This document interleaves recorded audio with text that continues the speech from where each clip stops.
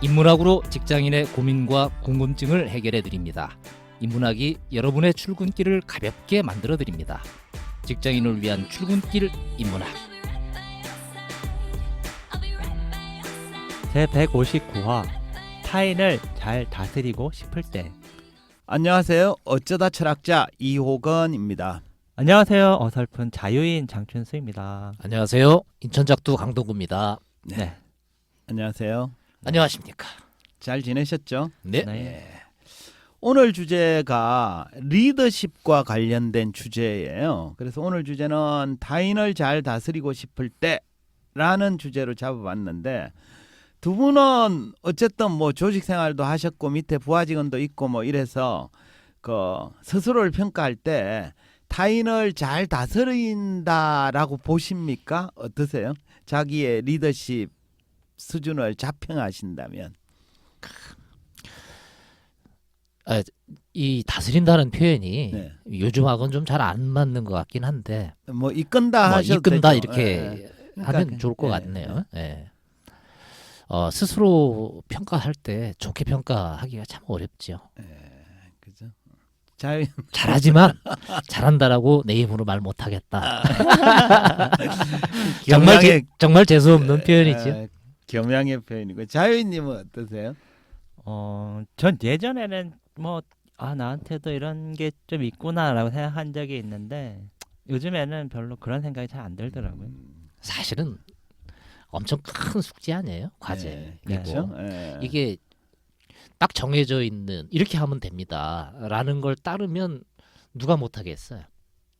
그게 잘 안 되니까. 네. 그러니까 이게 리더 본인한테 물어보면 본인은 다 잘한다고 생각해요. 본인 맞아요. 스스로가 잘못한다고 생각하기 되게 어렵거든. 다면 평가하면 다 아, 지점수 그죠. 높잖아요. 그죠. 네. 어쨌든 근데 이제 상대가 보기에는 그죠? 좀 다를 수도 있죠. 그리고 다른 경우가 많고 그건 되게 자연스러운 것 같아요. 근데 이제 어쨌든 본인의 리더십 스타일을 한번 물어볼게요. 리더십 스타일이 사람마다 좀 다른데 보통 크게 이제 좀 뭐 러프하게만 둘로 좀 나누면 좀 칼 같은 사람이 있고 좀 인간적으로 배려하고 뭐 이렇게 하는 사람이 있고 또 뭐 강경하게 대처하는 사람이 있고 좀 온건하게 대처하는 유형이 있고 이런데 이 딱 두 가지만 놓고 보면 어느 쪽에 가까워요?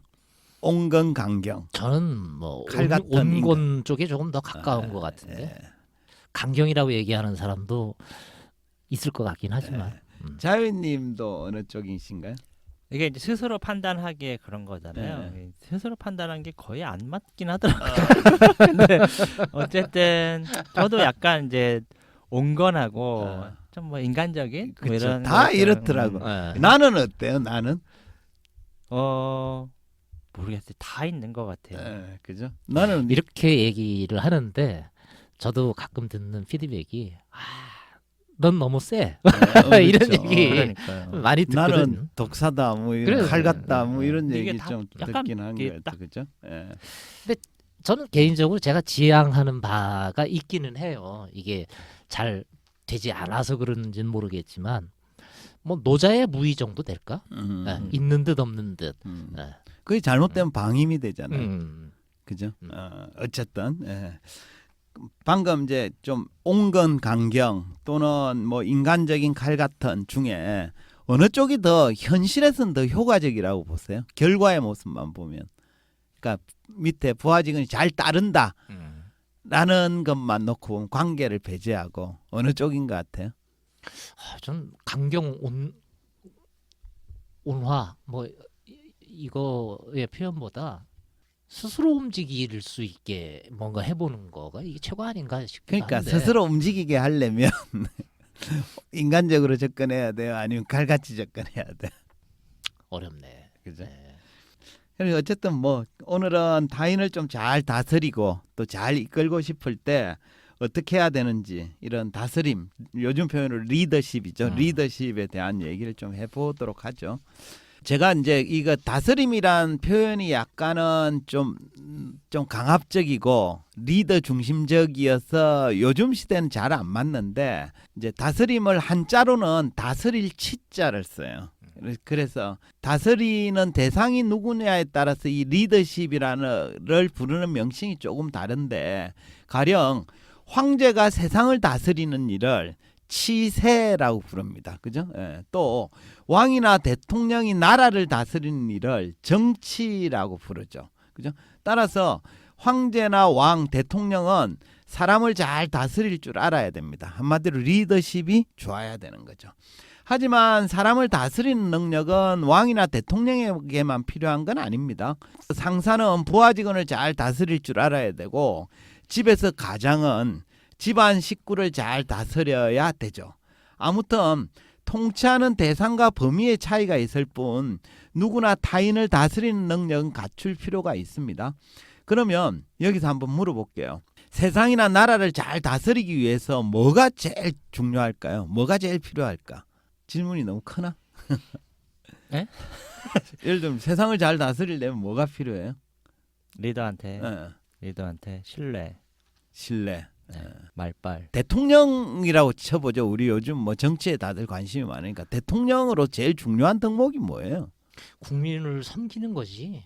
국민 위에 군림을 너무 많이 해왔잖아요. 그런 겸손한 지금까지. 자세. 아니 겸손한 자세가 아니라 국민을 섬긴다는 얘기가 국민을 지킬 줄 알고 안전을 지킬 줄 알고 보호할 줄 알고 뭐 이래야 되는데 저는 이 다스린다는 표현 자체를 되게 싫어해요. 근데 표현 자체를. 현실적으로 존재하는 거 다스릴 치자. 그러니까 이게 이제 한자 번역이고 예. 뭐 이런데 이 다스린다 이러면 기본적으로 상하관계, 수직관계 예. 이게 이제 설정돼 있고 예. 엄청난 이제 권력이라고 하는 영향력의 힘 뭐 이런 것들이 이제 같이 결부가 되는데 이게 이제 뭐 제왕학 뭐 이런 거 정도면 뭐 그런 얘기가 좀 될 수는 있겠지만 이거 뭐 그런 음. 관점도 좋죠. 그러니까 누가 누구를 다스리는 관계는 아니다라고 얘기를 민주적인 관점에서 하실 수 있는데 현실에서는 그럼에도 불구하고 수직적인 관념이 존재하지 않지 않습니다. 그건 뭐 당연해요. 당연히 있죠. 네, 네. 그래서 사실은 그건 이제 통치를 받는 다스림을 받는 사람 입장에서도 아주 민주적이고 페어한 상황을 좋아할 것이냐는 약간 좀 다른 관점이 있을 수 있어요. 국민들이 대통령을 뽑을 때 저 사람이 나를 섬기기를 바라는 사람도 있을 수 있지만 잘 다스려 주기를 바라는 사람도 있습니다. 어쨌든 그건 뭐 다른 얘기고 어쨌든 그런데 그래서 섬기길 잘해라. 자유인님은 신뢰. 네. 뭐 그런 거고 그죠? 근데 말씀하신 대로 여기에는 정답이 있는 건 아니죠, 그죠? 근데 우리가 이제 많이 들어본 말로는 대학에 나오는 유명한 표현이 있죠. 수신제가 치국평천하, 그죠? 이 말은 먼저 몸과 마음을 닦아서 자기 수양을 잘 하고, 그죠? 그러고 난 다음에 집안을 안정시킨 후 나라를 다스리고 천하를 평정한다라는 뜻입니다. 그러니까 이 역으로 얘기하면 나라를 잘 다스리고 천하를 평정하려면 먼저 필요한 건 수신, 즉 자기 몸과 마음을 잘 닦아야 됩니다. 그러니까 우리 자유인님 얘기한 신뢰도 뭐 약간 연관성이 있는 얘기일 텐데 이 말은 자기 수양이 덜 된 사람은 아무리 높은 자리에 앉아도 타인을 다스릴 수 없다라는 뜻으로 해석할 수도 있죠. 옛날에는 이 상반된 표현도 있었어요. 자리가 사람 만든다. 뭐 이런 뭐 표현도 그런 사실은, 표현도 네. 있죠. 예. 그러니까 자리가 사람을 만든다는 거는 이제 자기 스스로의 변화에 대한 얘기고 지금 이제 우리가 다스림이라는 주제로 얘기를 할 때는 수신제가 치국평천하가 좀 더 어울리는 얘기긴 해요. 어쨌든 가령 부모는 자기는 아무렇게나 되는 대로 살면서 자식한테 똑바로 살아라라고 말하면 말빨이 먹힐까요? 안 먹힐까요? 씨알도 안 먹힌다. 그죠? 예, 음. 치는 뭐 이런 거지. 그 다산 정약용이 네. 목민심서를 썼잖아요, 그죠? 이 목민심서가 그 리더십 책이에요. 알고 보면 그러니까 지방의 목민관들이 어떻게 행동해야 될지를 써놓은 책인데 거기에 서문에 비슷한 얘기가 나옵니다. 군자의 학문은 수신이 그 절반이요, 나머지 반은 목민이다. 그러니까 다산은 목민관이 고을을 다스리면서 지켜야 될 지침을 전하기 위해서 목민심서를 지었는데 책에서 그는 백성을 다스리는 지도자가 가져야 될 마음가짐을 서문에 남겨둔 거예요. 그러니까 목민 그러니까 백성을 잘 다스리려면 수신 먼저 자기부터 잘 수양해야 된다라는 얘기입니다. 근데 저는 다산의 주장이 오늘날 정치 지도자나 리더가 가슴 깊이 새겨야 될 지침으로 여전히 유효하다고 생각하거든요. 어떻게 보세요? 아유 뭐 당연합니다. 예, 그죠? 근데 이런 게 아예 안 돼 있으면서 정치 일선에 나서 있는 사람들이 너무 너무 많다는 많죠. 게 그렇죠. 슬픈 현실인 거고. 그래서 그런 사람들은 아무리 그 화려한 통치 기술, 뭐 말빨 이런 걸 익혀도 제대로 통치가 잘 안 되는 거예요. 그래서 따라서 참된 지도자가 되려면 이 얘기부터 하고 싶어요. 통치 기술 이런 거 익히기 전에 자기 수양에 먼저 신경을 써라. 이 얘기는 이제 먼저 염두에 두고, 그죠? 그래서 지도자는 모두 자기를 잘 다스린다는 전제하에 이제 이야기를 이어나가겠습니다. 그래서 자기를 잘 다스리는 지도자가 이제 지금부터는 타인을 다스리는 기술, 그러니까 즉 통치의 방법에 대해서 얘기를 할 텐데요.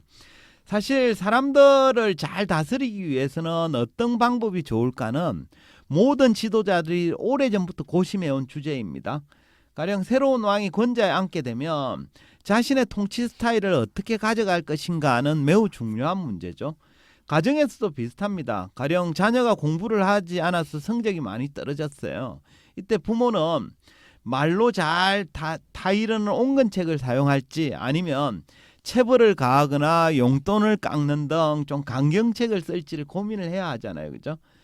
자녀 성적이 크게 떨어졌을 때는 옹근책과 강경책 중에 어느 쪽이 더 효과적일까요? 강경책이죠. 그래요?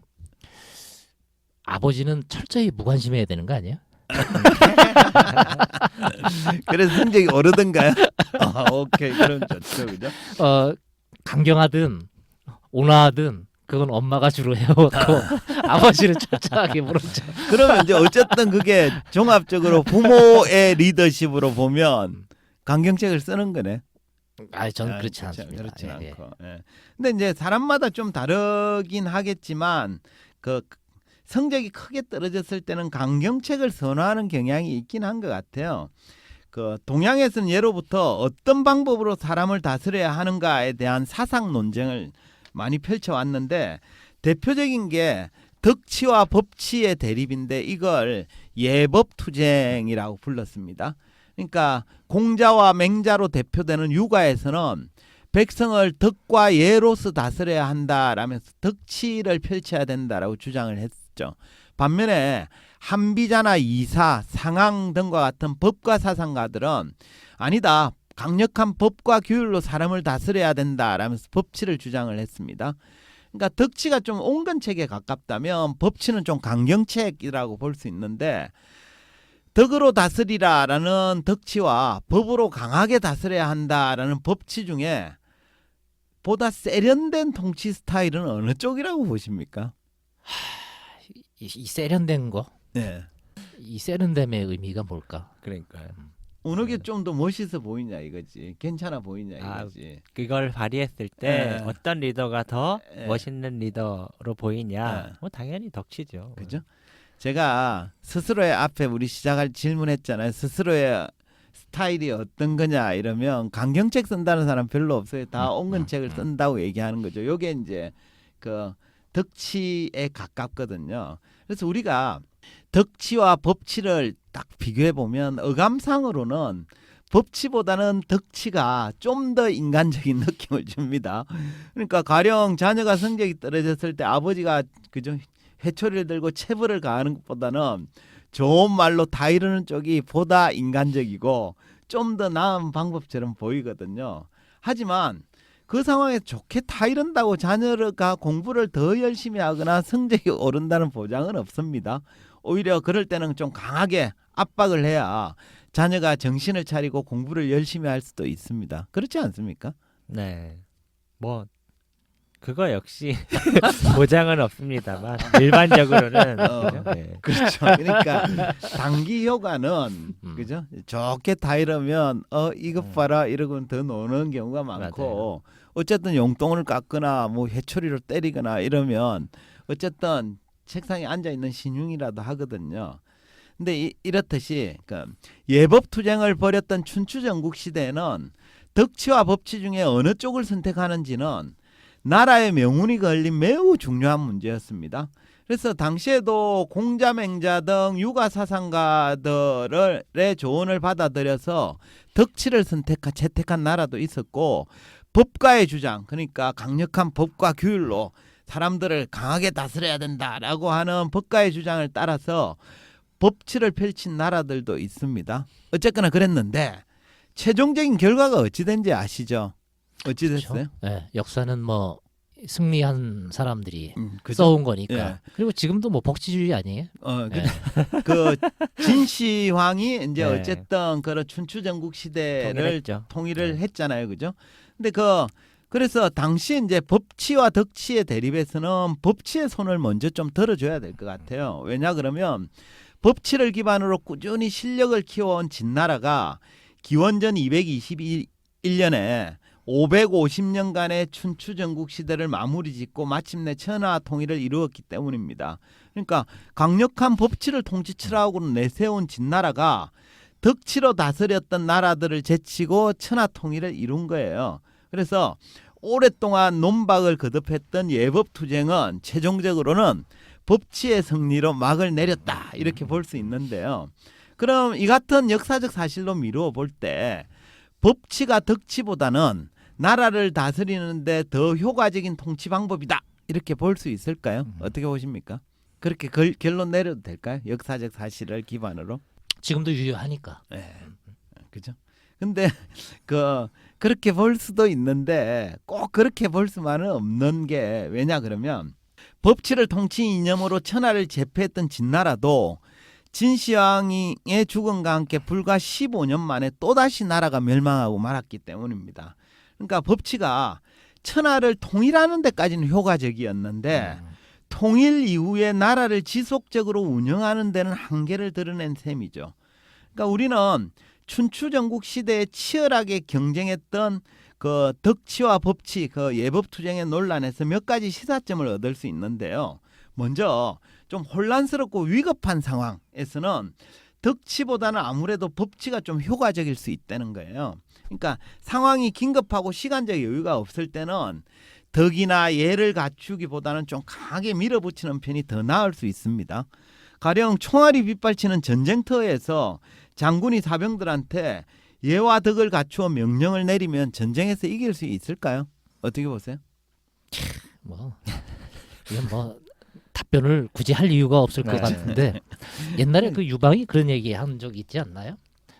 말 위에서 나라를 얻을 수는 있어도 말 위에서 나라를 이끌 수는 없다. 뭐 이런 그렇죠. 얘기가 비슷한 오늘 얘기 비슷한 했죠. 것 그죠? 같기도 하고. 그러니까 총알이 빗발치는 전쟁터에서는 예나 덕이나 이건 따지고 있을 때가 어디 있어요. 당장 목숨이 걸렸는데. 그렇게 전쟁과 같이 긴급한 상황에서는 예와 덕을 갖추기보다는 지휘관의 지시에 일사불란하게 움직이게 만들어야 되잖아요, 그렇죠? 그러니까 법치의 장점은 일단 반응이 즉각적이라는 데 있어요. 그러니까 즉각적으로 성과를 내야 되는 긴급한 상황에서는 법치가 덕치보다 효과적일 수 있습니다. 가령 자녀 성적을 단기간에 높이기 위해서는 대화보다는 채찍과 당근이 더 나은 방법일 수 있습니다. 하지만 법치에는 부정적인 면이 존재하죠, 그렇죠? 법치는 일단 인간을 좀 다율적으로 만들어요. 그러니까 강력한 형벌이 무서워서 움직이는 사람은 기본적으로 다율적일 수밖에 없습니다.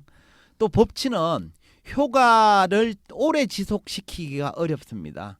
그러니까 당근과 채찍 때문에 움직이는 사람은 그것이 없어지거나 흥미가 감소하면 열정이나 몰입도 줄어들고 말거든요. 그러니까 요컨대 법치는 즉각적인 반응을 불러일으킨다는 장점과 함께 사람을 좀 다율적으로 만들고 효과가 단기적이라는 단점을 동시에 가진 양날의 칼과 같습니다. 둘 다 별로라는 거네요. 별로라기보다 그런 장단점이 있다라는 거죠. 전부 장점만 가지고 있는 게 있을까요? 뭐 사실은 없죠. 그렇긴 네. 하겠죠. 예. 네. 근데 뭐 이게 뭐 다 옳은 얘기인데, 오늘날 법치주의와 관련해서 옛날부터 지금까지 법치주의를 싫어하는 한 단면은 이런 걸 거예요. 국민한테는 법으로 다스려. 그리고 다스림의 주체인 지는 법 위에 있어. 음. 예, 이게 이제 제일 싫어하는 일이기도 하죠. 그래서 공자가 비판받는 대목도 그거예요. 공자도 이제 그때 당시에 사람을 계급을 7단계로 나누고는 밑에 땅 그러니까 그 예인이라고 이러죠. 사람을 사랑하라 이런 것들은 그 윗단계만 4 이상 계급에만 해당되는 거고 밑은 또 그죠? 강하게 다스리고 이런 양면성이 있었죠. 예. 워낙 오래전 얘기인데 뭐 그거 가지고 비판할 이유는 없을 것 같고. 네. 어쨌든 그래서 이제 우리가 지금 뭐 사람을 잘 다스리기 위한 방법, 리더십 이런 얘기를 하면서 네. 그죠? 덕치, 법치 이런 얘기했는데 둘 다 뭐 장점, 단점 다 갖고 있다는 거잖아요. 네. 그럼 어떻게 하라는 얘기인가요? 그래서 그 한 가지만 고집하지 말고 좀 두 가지의 장점들이 있으니까 좀 조화롭게 사용하면 어떨까 이런 조언을 드리고 싶은데요. 지금 우리가 사는 시대는 춘추전국 시대처럼 국가의 운명을 걸고 전쟁을 하는 시대는 아니잖아요. 그죠? 하지만 그렇다고 평화롭고 안정된 시대다라고 보기도 어렵습니다. 비즈니스 세계에서는 매일 총칼 없는 전쟁이 벌어지고 있기 때문인데요. 따라서 오늘날 지도자는 법치와 덕치라는 두 가지 수단을 좀 상황에 맞게 유연하게 활용할 필요가 있겠습니다. 그러니까 먼저 법과 규칙이라는 법치의 체계성을 갖추면서 동시에 허심탄회하게 소통하는 덕치의 인간미를 동시에 가져야 하지 않을까 뭐 이런 말씀을 드리고 싶네요. 예. 딱히 정답이 있는 게 아니라 상황에 맞는 유연한 리더십의 어떤 방향, 스타일 예. 이런 것들을 그때그때 좀 발휘해라. 그렇죠. 뭐 이런 의미인 거죠. 그러니까 네. 기본적으로 시스템은 법치 시스템이 맞는 것 같아요. 그래야지 누구에게나 동등하게 알려주는데 근데 그거를 활용하는 단계에서는 소프트 스킬로는 좀 인간미가 넘치는 이런 것들을 좀 갖추는 게 좋겠다 이런 말씀을 드리고 싶고요. 독일 철학자 칸트가 순수 이성 비판에서 이런 유명한 얘기를 남겼죠. 개념 없는 직관은 맹목이요. 직관 없는 개념은 공허하다. 그러니까 개념과 직관이 동시에 필요하다 이렇게 본 건데 이 말에 빗대어 이렇게 얘기할 수도 있을 것 같아요. 덕치가 없는 법치는 맹목이고 법치가 없는 덕치는 무상하다 이렇게 말씀드리고 싶습니다. 그래서 좀 둘을 좀 조화롭게 썼으면 좋겠고요. 각자 그래서 평소에 나는 어떤 스타일로 타인을 좀 다스리고 이끌고 있는지 이런 것들을 점검해보는 시간이 되었으면 합니다. 예. 고대 국가에서부터 네. 사람이 모이기 시작하면서 자연스럽게 이제 리더라고 하는 존재는 탄생이 됐고 그러다 보니까 수직적인 신분 관계 속에서는 다스려야 될 대상과 다스림의 주체가 존재해왔고 그 상황 속에 수없이 많은 기술들 또는 원칙 이런 것들이 수없이 막 동서양의 고전 속에 많이 또 등장해 오고 있는 것 같고 또 현대 와가지고도 더더욱 그것에 대한 어떤 정교함을 찾아가려고 하는 이런 노력이 쭉 좀 이어져 오고 있는 상황 아닌가 싶은데 이 고전의 역사 속에서 등장하는 얘기들은 확실히 통찰을 하는 데에는 큰 힘을 좀 발휘해주고 있는 거다라는 생각은 참 많이 들어서 세세한 어떤 리더십의 그 기술 뭐 이런 것보다는 큰 방향 뭐 이런 거에는 우리가 함께 좀 한번 살펴볼 필요가 있다. 이런 뭐 생각을 그런 참 목적 많이 때문에 인문 고전을 읽는 거죠. 예, 좋습니다. 예. 사실 이제 부하 직원 입장에서 보면 저쪽 팀 상사는 되게 멋있고 괜찮은데 우리 팀장은 왜 이런 거야? 뭐 이런 거 되게 많이 생각할 것 같아요. 남의 떡에 커 보일 수도 있는데 그냥 그런 것 같아요. 모든 리더들이 자기의 리더십에 대해서 고민하지 않는 리더는 없는 것 같아요. 그럼요. 있죠. 근데 이제 중요한 건 그렇게 고민을 하고 교육도 받고 뭐 이렇게 개인적인 노력도 함에도 불구하고 그보다 가장 좀 선행돼야 되는 것들이 좀 필요한 건 자기 자신에 대한 점검 이런 게 먼저 좀 선행돼야 되지 않을까 뭐 이런 생각을 좀 해보는 그런 시간이었던 것 같습니다. 그래서 말씀하신 대로 신뢰가 중요합니다. 공자님도 무신분립 이런 얘기 하셨잖아요, 그렇죠? 예, 좋습니다. 마무리하죠, 뭐 한 줄 평 시작할까요? 예. 제가 감히 그냥 제 자신한테 하고 싶은 얘기인데 두 가지. 첫 번째 우리 황금률이라는 게 있잖아요. 네. 사람하고의 관계 속에서 자신이 대접받고 싶은 대로 남을 대접하라. 뭐 이건 기본적인 어떤 사람과 사람 속에서의 관계의 기본 정신인 것 같고 우리 리더십 이끈다라고 하는 측면에서는 요즘에는 많은 연구가 사람이 나를 따르는 이유가 뭘까라는 리더십 영향력의 어떤 원천 이런 얘기도 많이 하지 않습니까? 그 중에서 제일 좀 돌아봐야 되겠다 싶은 건 이거 같아요. 나를 따르는 이유가 뭘까? 팀장이니까. 이 이유 하나만이라면 플러스 알파의 내 점검이 사실은 좀 필요하다. 뭐 이 생각 하나. 네. 직위가 주는 합법적인 권한만으로는 리더십 발휘를 잘하는 게 아니다. 예. 그죠? 예, 좋습니다. 자, 의원님.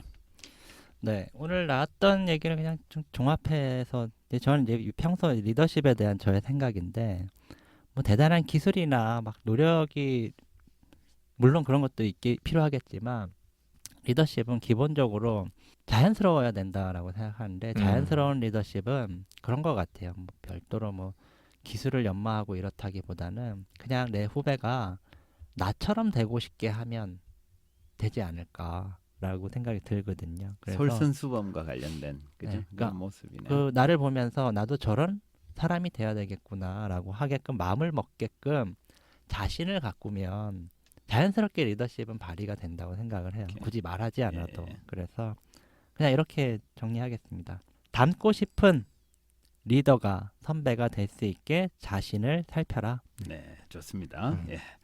오늘은 타인을 잘 다스리고 싶을 때라는 주제로 이야기했습니다. 대학에 수신제가 치국평천하라는 말이나 목민심서 서문에 나오는 군자의 학문은 수신이 그 절반이요 나머지 반은 목민이라는 다산의 말처럼 참된 지도자가 되려면 통치기술을 익히기에 앞서 자기 수양에 신경을 써야 합니다. 또한 춘추전국시대의 예법투쟁에서도 알 수 있듯이 타인을 잘 다스리는 효과적인 방법에는 정답이 없습니다. 강경책이나 온건책, 덕치와 법치 모두 장단점이 있기 때문입니다. 따라서 특정한 한 가지만 고집하지 마시고 상황에 맞게 조화롭게 사용할 필요가 있겠습니다. 법과 규칙이라는 법치의 체계성을 갖추면서 동시에 허심탄회하게 소통하는 덕치의 인간미를 동시에 가지는 것이 타인을 효과적으로 다스리고 이끌 수 있는 좋은 방법이 아닐까 싶습니다. 이것으로 직장인을 위한 출근길 인문학 제159화를 마치도록 하겠습니다. 저희는 다음 시간에 다시 찾아뵙겠습니다. 네, 감사합니다. 감사합니다. 감사합니다.